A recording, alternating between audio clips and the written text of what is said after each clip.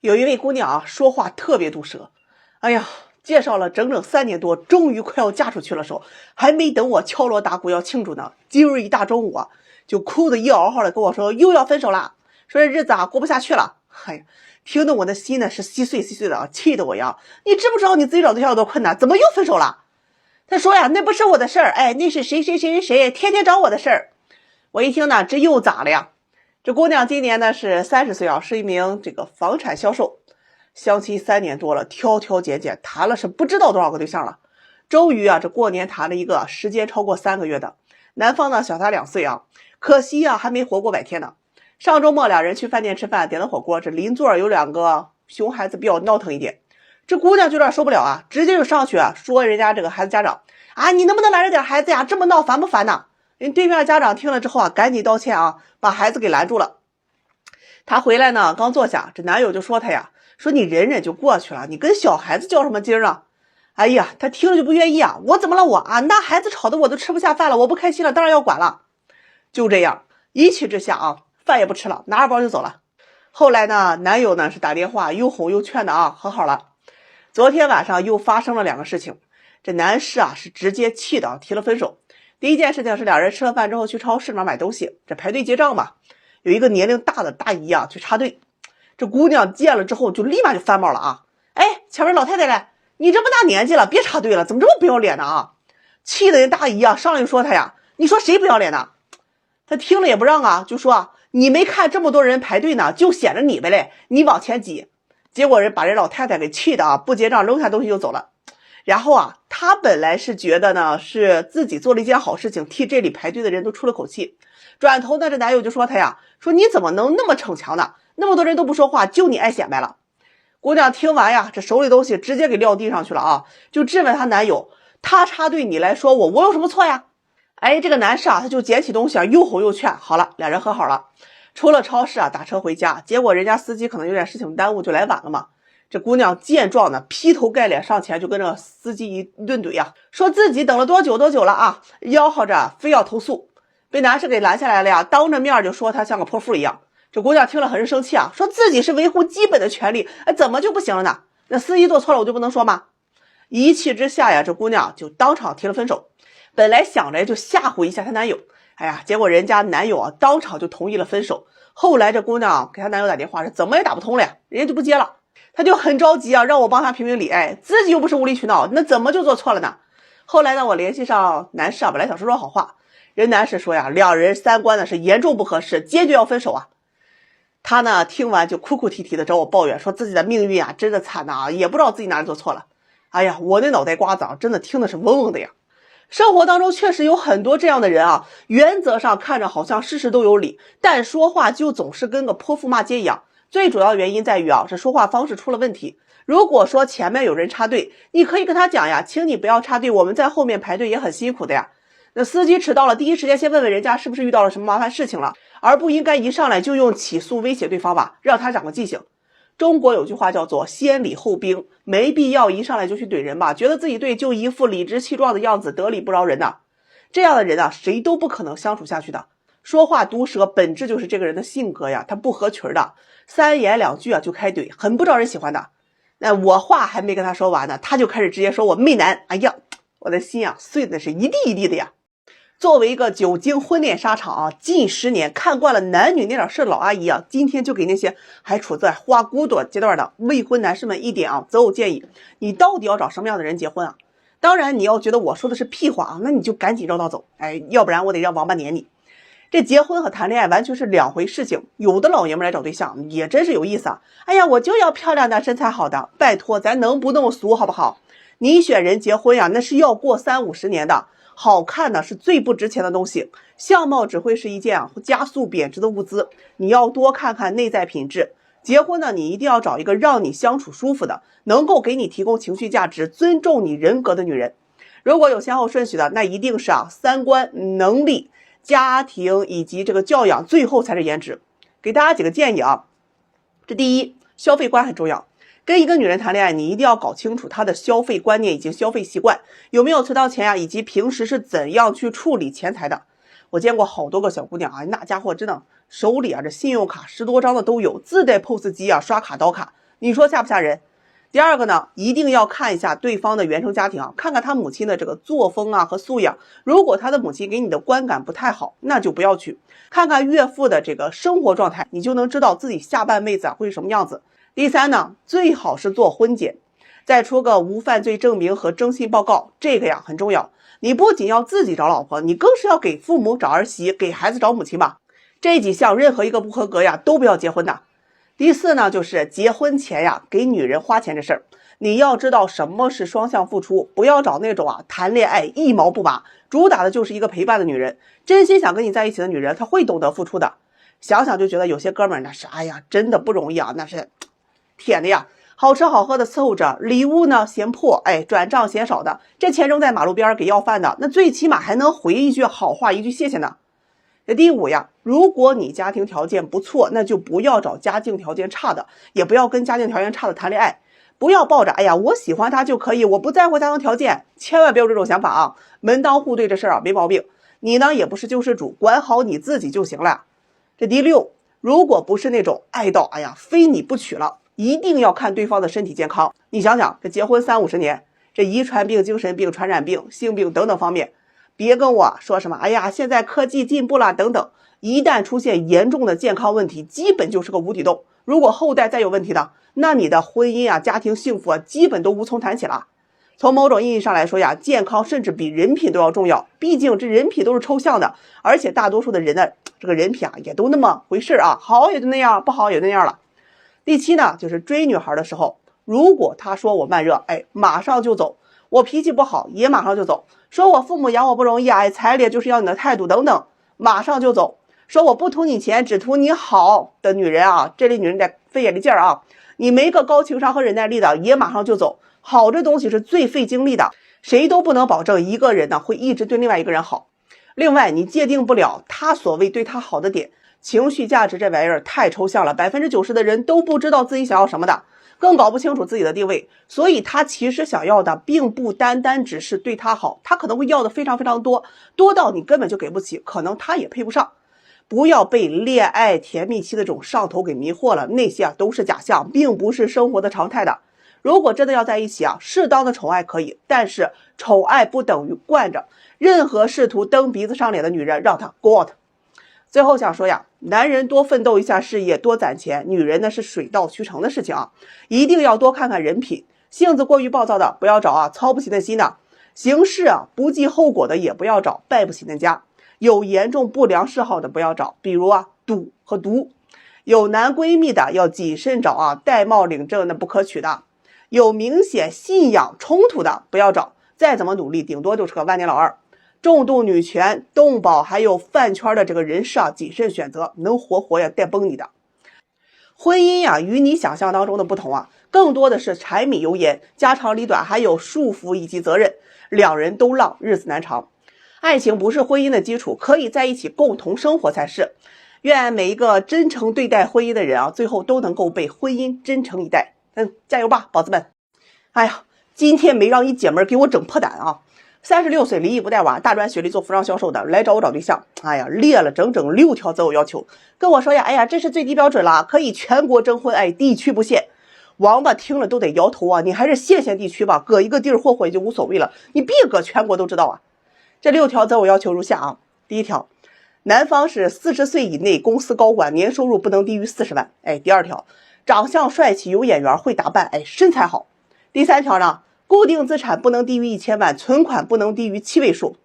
我的娘第四条房子面积不能低于140平，如果在北上广1线城市，可酌情放宽到120平。车子是 BBA， 售价不能低于50万。这第五条，学历985、211重点硕士以上学历，理由人家学历低，那就得找个学历高的。这第六条，父母家庭要有一定的实力，做生意做买卖，家庭年收入得7位数以上。哎呀，这大妹子一气呵成，思维逻辑是异常清晰一看毒鸡汤就没少喝呀。听完咱是不得不佩服。我问他，我说你不觉得你这择偶要求有些不切实际吗？他反问我，哪里不实际了？现在光棍多了去了，我怎么就不能找个好的呢？这个我什么条件不重要我是女的，能给他生孩子，把家里给他照顾好。再说呀，我长得漂亮。哎呀，这位姐姐，我是不忍心刺激你啊，我觉得我已经是仁至义尽，你动不动就得刺激我就不地道了。你穷买不起镜子没关系，我批发给你，我白送。这姑娘不愿意我说她啊，说自己已经错过了一段，那如果这段再找不好啊，那自己干嘛要结婚嘞？哎呀，我一看这架势，那又没人求着你结婚，你这还委屈起来了。她说呀，这要求啊是最低了，哎，我不想妥协，要不宁可不嫁。听得我是真真的那个无语啊。你用妥协这个词我就觉得很好笑啊。什么是妥协？北大清华录取分数线700分，你考了705，那在清华选不着好专业，只能去冷门专业。这个时候你为了清华这个牌子，哎，你选择妥协，或者退而求其次，你选择其他985的热门专业。可你明明就只考了400分，然后问我要不要妥协，你觉得你有可选择的余地和讨价还价的资本吗？这姑娘说听不懂，哎，不重要啊，跟我说呀，自己也不差，有车有房有存款6位数，吃喝不愁的，干嘛要嫁给条件不好的？那不是好白菜让入拱了吗？好嘛，姐姐呀，真的，我实在是不忍心怼你了啊！你啥时候见过好白菜有剩下的？那些贱卖的都是卖不出去的，晚上没法了，打折处理了，切吧给喂猪了。你自己明明就是觉得亏了屈尊了下架了，哎，让别人给捡到宝了。这里面最大的问题啊，这个本质就是在于你太高估你自己了。这话一出，给这姑娘气的啊，说自己条件很不错呀，他们都夸她好看且年轻，而且身材火辣，这个皮肤保养的很好。听的我是觉得这姐们啊，脑子是有点拎不清了。你觉得一车再好，法拉利开个10年20年，它发动机是不是得生锈吧？你搞不好上路啊，它都得漏油。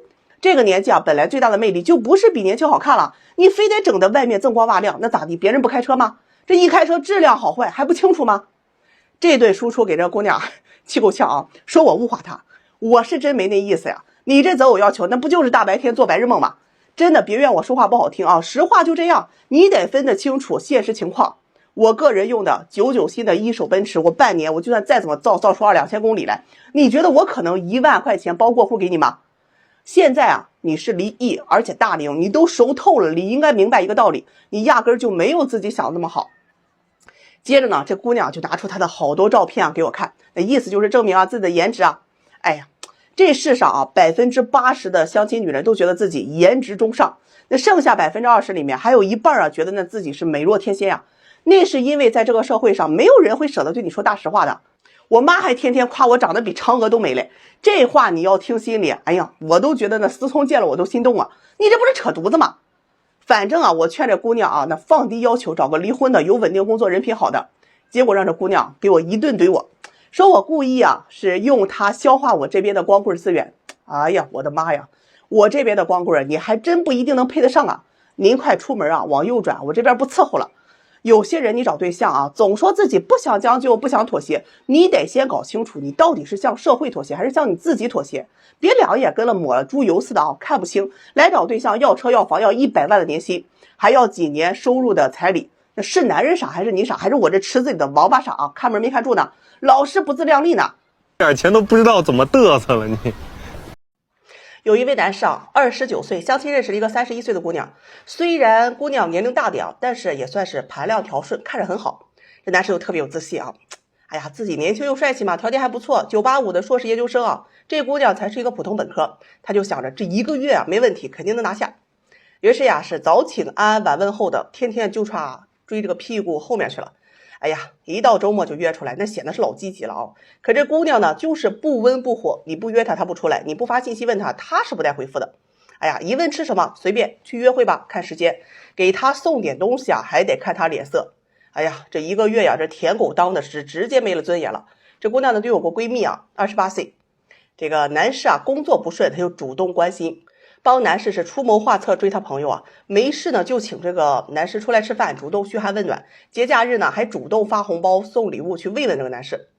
哎呀，这男士就追这个姑娘1个月之后啊，突然是招呼都没打呀就拉黑了她，转身就跟她闺蜜好了，把这姑娘气的啊。这姑娘知道之后就骂这闺蜜啊是第三者绿茶，明知道这男士在追她，还主动去勾引这个男士，不爽呀去找我告状。说自己其实也是喜欢男士的，但是就觉得呀，这男士啊才追了1个月啊，还不够努力，应该再追几个月他才能同意。听完我是真的无语啊，让我直接给怼了回去。你这不是该吗？这不是作的吗？哪个男人不喜欢愿意主动关心自己、照顾自己、对自己好的、认可他的女人？被别人挖墙脚，那也是你自己作腾的。为什么很多男人都吃绿茶这一套啊？绿茶的优势不是在于说长得漂亮、身材有多好，它的优点在于啊，它不像某些相亲的女孩子一样高冷，她会去主动对男人好，耍些小心机，对吧？对男人去投怀送抱，时不时的鼓励赞美、吹捧、安抚这个男人。那男人的核心情感需求就是这些啊，那被鼓励、被崇拜、被认可、被理解，这些绿茶都做得会很好。抛开他们的道德素质，要是你的话，你会不喜欢那些能理解你、对你好的人吗？你会去喜欢那些整天端着啥也不付出，还指望着别人去主动去追去舔的女人吗？相亲市场有时候确实是太现实太冷漠了，很多女人总是去给男人很多的压力啊，认为男人就是要追我的，欠你的吗？这聪明的女人从来都是主动出击的，会撒娇认可男人，主动去关心问候，说话也是轻言细语啊，这个温柔软糯，哪个男人不喜欢？被挖了墙角就说人家是绿茶，你得反思你自己的问题在哪里？为什么这个年龄还一直被剩下？记住啊，不是绿茶太优秀，而是对方是衬托的太好了。好多的相亲女理所应当的去享受对方对她的好，也从来不夸奖这个男人，就一副你跟我相亲你就应该追我这样的高冷态度。礼物呢买的不好嫌弃廉价，红包发的小呢又嫌弃太抠，很少去表达赞美和欣赏对方，不懂得给男人提供情绪价值，看到的只有对方的缺点和不足。我呢也不是在夸奖绿茶，而是你需要从问题看到本质。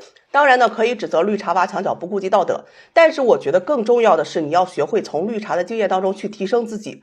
正所谓师夷长技以制夷，我们要把绿茶的技巧学以致用。当你们的感情很好的时候，你觉得绿茶它可能会有机可乘吗？男人呢也是有脆弱的一面不要总是因为这个性别偏见误以为男人就不需要关心和鼓励。绿茶呢正是拿捏了男人这一点才能够趁虚而入。人性它本来就是这个样子，你拒绝不了别人对你好，你也拒绝不了别人对你温柔的，温柔是很有杀伤力的。这种包容和理解，就从这点上面来说的话，你别说男人了，我一个女人我就会很吃绿茶这一套的。快瞅瞅快瞅瞅我在哪，给你们瞅瞅，快瞅瞅。哎呀，今天我出来溜达了，相亲成个贵，生命价更高中午来了一位25岁和31岁的姑娘找对象，现场惨烈这个词，我觉得真的不够表达的。11点多，25岁的姑娘先来她想找25岁到35岁之间有房子、工作稳定的男士。我问她有房子有贷款可以吗？她说可以。这房子在郊区可以吗？她说可以。聊着就来了一位31岁的姑娘，说自己下午赶时间上班呢，就想先沟通。那这个25岁的姑娘人家也挺明事理的就让她先谈。他说自己31岁，本科学历，有车有房，在事业单位上班，年薪10万左右他要找的男士有车有房，车是 BBA 房子要独立婚房加学区房，工作还得是铁饭碗公务员年龄35岁以内未婚还得比他大，年收入不能低于20万。然后那身高、颜值、性格、后续等等一大堆，我的娘真的太多了。还没等他说完呢，我就直接秒拒我说我这边庙小，你要的佛太大他听完就不愿意说我是故意针对他怎么那个女的就行，我就不行的？我学历比她高，工作比她好，年收入也比她强，怎么我就被拒绝了？这个年轻姑娘听见，可能人家也不太愿意被拿过来比较，俩人就开始杠起来，话里话外我比你小，我还没你那么多的要求。我一看这情况，赶紧劝开一山不容二虎，尤其是两母大龄这个姑娘呢也比较识趣就不抬杠了，问我这要求很高吗？我的车是奔驰，那我要求 BBA 没有问题吧？父母给我买的房子虽然是公寓，但是全款，怎么就不能找条件好的呢？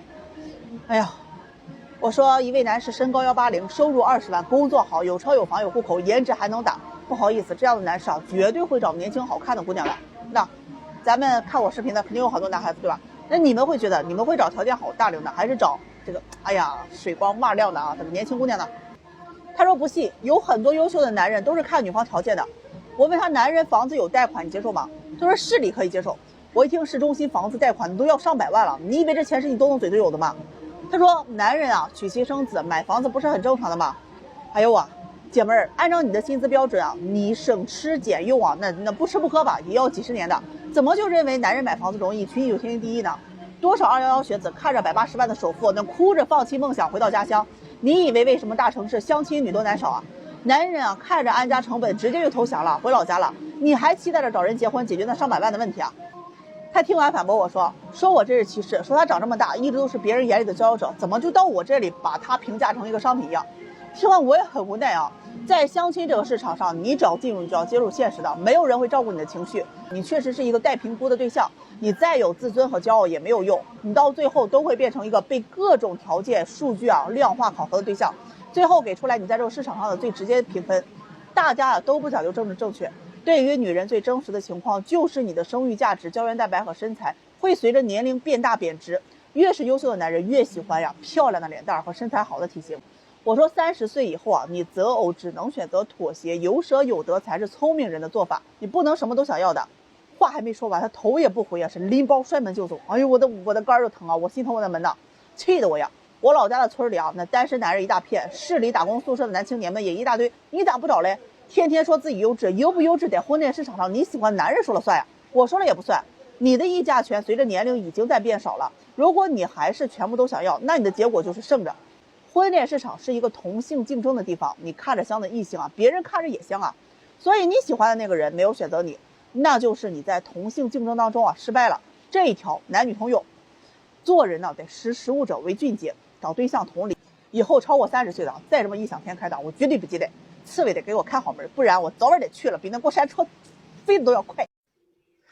有些姑娘来找对象，那都是牛逼哄哄觉得自己买上房了，那都比男人厉害了就可以找到条件好的高富帅了，思聪都得搁家里等你翻牌子呢上午呢，有一位这个姑娘来许愿，真的是做梦来的，一上来就跟我说自己条件特别好，希望我能够帮她介绍这个优质男。听到这儿我就立马跟我那池子里的王八们小板凳都端好了。这姑娘介绍说自己是91年的，身高有160左右吧，体重在110斤上下。这个私企工作，年薪在7万左右，父母都退休了，家里有个妹妹正在上大学。听完我就纳闷了，我说这个条件他也算一般呢我就问他条件好指哪一方面，他立马笑了一下，骄傲的跟我说我自己买了一套80多平的精装修的公寓房，一问还在郊区。说完还跟我感慨现在和他这么大年龄的这个男人呢，有好多都买不起房子的，何况他还是女人呢，尤其珍贵我问他贷款有没有，他说这套房子是首付1成买的花了10多万，其中花呗还刷了6万，商业贷了将近100万，还30年，月供5000多，目前呢已经还了1年多了。听完那一瞬间，我跟王八们愣是没坐住我那肝都颤了一下。多少？5000多？你一个月的工资才6000左右我是佩服的掏肝掏肺我问他为什么要在婚前买房呢？他说现在这个离婚率太高了，有套自己的房子特别有安全感。那我就问他，我说那你愿意在婚后出房子和男方一起住吗？他听完说那怎么可能呀，婚后应该在男方的房子里，那你愿意把房子出租出去吗？他说不行，我那装修都是我自己亲手装的，那出租肯定就糟蹋了。我又问他，我说那你爸妈帮你还贷吗？他说我自己有工资未来结婚我也有老公用不着我爸妈去还。听着这感情找人接盘给他还房贷来了。我问他想找什么样的，他说年薪20万以上，工作体面，有车有房，市中心学区房，面积不能低于140平，有眼缘的男士。听完我立马秒回帮不到而且你这32岁也没什么年龄优势了，目测脾气性格也一般。这姑娘听完就不愿意了，说她买上房子之后，那全家人都夸她很厉害值得更优秀的男士。我问他，我说有一位男士年薪20万，硕士学历，国企做管理的，他房子有140多平，但是有房贷，需要还20年，月供7000多，你愿不愿意？他一听那不行，他房贷7000再加上我房贷5000，这一个月就要还1万多了，年薪20万根本就不够，这日子还怎么过呀？哎呦，听完我就笑了，人家男方也没说给你还房贷吧，他却理直气壮的跟我说凭什么不给我还贷那不然干嘛要娶我呢？听得我也是不爽，就给怼回去。你看看你自己，拿全家之力咬紧牙关付了1成首付，每个月那点工资还贷都费劲儿，花呗信用卡都刷爆了吧，还幻想着用名下有房来锁定更高阶层的男性，你不是在做梦吗？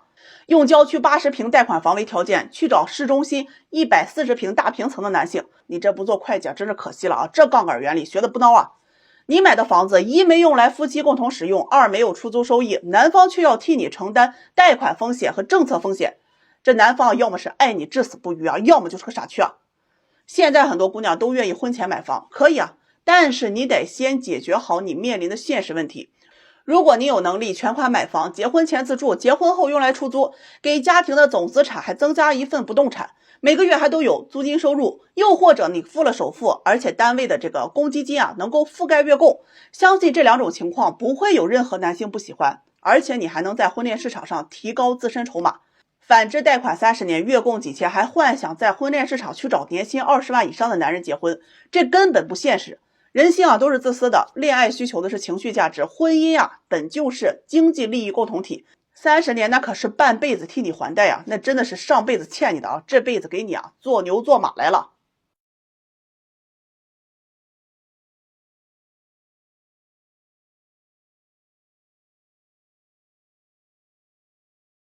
你愿意跟胖子谈恋爱吗？有一个姑娘来找我交对象92年的，身高在160，体重有170多斤，自己开了一家商店。她说自己年龄大了，很焦虑，很想找个男朋友结婚。这相亲5-6年了，一直都没有遇到合适的。我一看到她呢，我就问她怎么不先减肥再来找。她说自己减不下来也没有时间去减。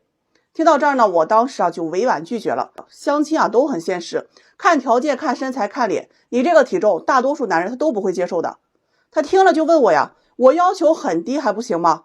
我问他多低，是不要求男人年龄长相，还是不要求男人有车有房？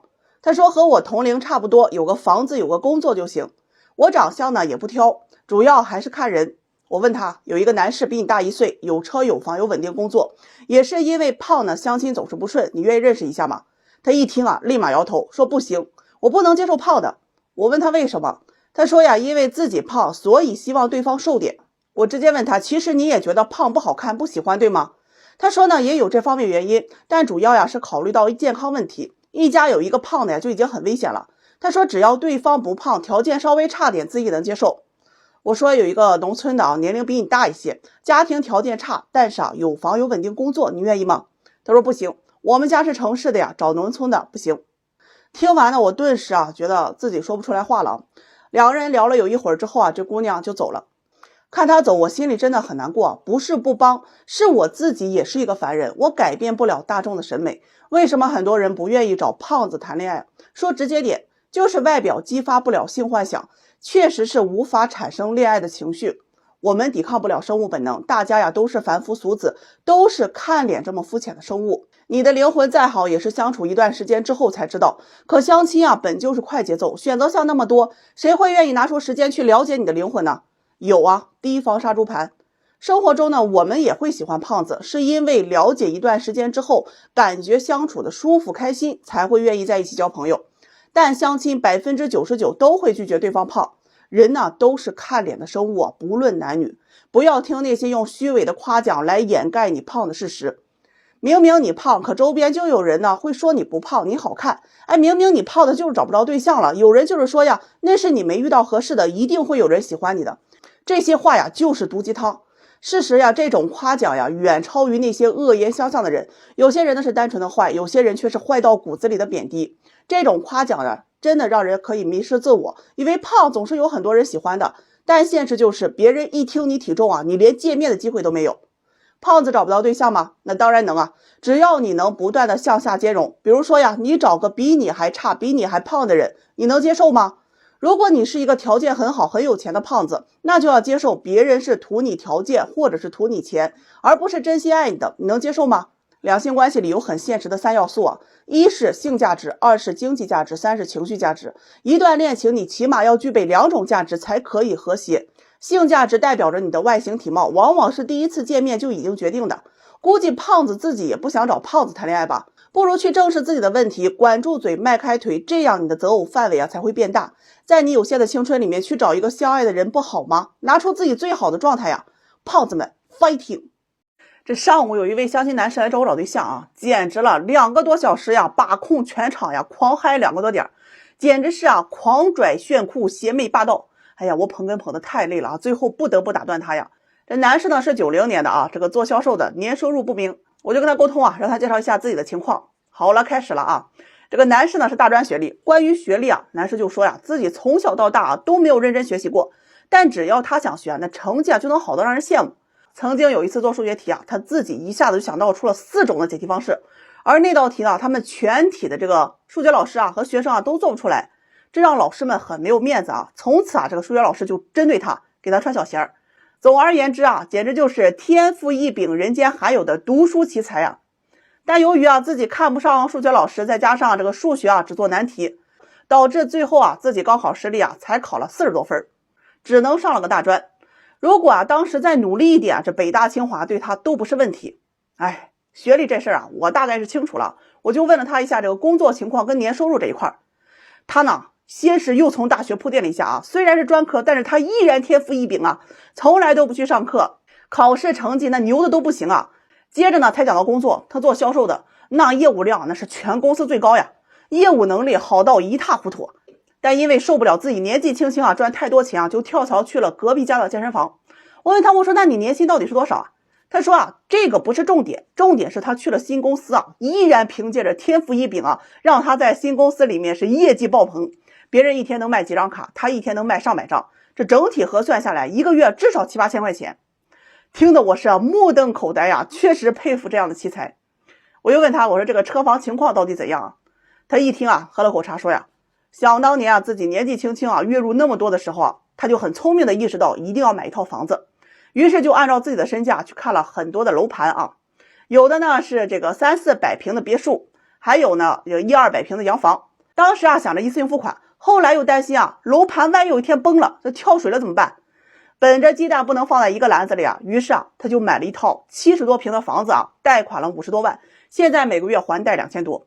这关于车呀，他说这个人呢总是要返祖的，为什么越来越多的有钱人呢不喜欢这个城市啊，愿意去乡下种地？同样车也是，那是反人类的东西，多少人上班迟到，多少人堵车呀，所以我选择坐公交。关于他的生活圈子、家庭圈子啊，他也简单的做了个介绍，总结一下就是啊，他不仅自己牛，他的朋友啊也是各种牛啊，混得最差的那个也当了公务员了。哎呀，我跟王八们啊在边上呢直接就听呆了呀。最后呢，我也是实在是有事我忙不开啊，也没时间过多的跟他沟通了，我就直接拒绝了他，明确的跟他说啊，想找对象先要脚踏实地，30多岁了不能这么飘了，改改口嗨的毛病，不然这辈子想找真心过日子的对象真的很难的。口嗨不是病啊，嗨起来要人命啊。